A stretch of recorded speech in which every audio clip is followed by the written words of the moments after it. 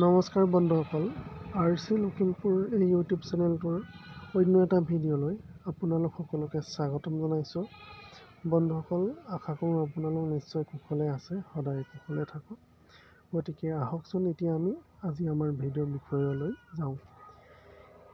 অসমৰ মুখ্যমন্ত্ৰী ডক্টৰ হিমন্ত বিশ্ব শৰ্মাই তেওঁ x.com হেণ্ডেলত এটা আপডেট উল্লেখ কৰিছে। সেই আপডেটটোনো কি, সেই সম্পৰ্কত আলোচনা কৰিবৰ বাবে মই ভিডিঅ'টো যুগুত কৰিছোঁ। ভিডিঅ'টোৰ মেইন আপডেট হৈছে যে 2026 বৰ্ষত যিসকল ছাত্ৰ ছাত্ৰীয়ে মেট্ৰিক পৰীক্ষা দিব, যিসকল ছাত্ৰ ছাত্ৰীয়ে উচ্চতৰ মাধ্যমিকৰ চূড়ান্ত বৰ্ষৰ পৰীক্ষা দিব, তেওঁলোকৰ কাৰণে আজি ভিডিঅ'টো যুগুত কৰা হৈছে। ইয়াত লিখিছে ইম্পৰ্টেণ্ট এক্সামিনেশ্যন আপডেট, পৰীক্ষা সম্পৰ্কীয় এটা আপডেট আহিছে।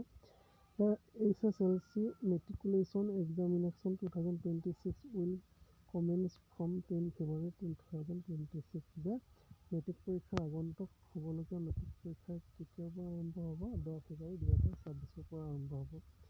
2 নম্বৰ অপশ্যনত আছে the higher secondary final examination 2026 will begin from 11 February 2026 যে উচ্চতৰ মাধ্যমিকৰ চূড়ান্ত বৰ্ষৰ পৰীক্ষা অনুষ্ঠিত হ'ব 11 ফেব্ৰুৱাৰী 2026 পৰা। আৰু লগতে মুখ্যমন্ত্ৰীগৰাকীয়ে wishing every student the very best for their upcoming examination, আহিবলগীয়া পৰীক্ষাৰ কাৰণে প্ৰত্যেকগৰাকী প্ৰাৰ্থীক সেই পৰীক্ষাৰ্থীকে কি কৰিছে, তেওঁ শুভকামনা জনাইছে।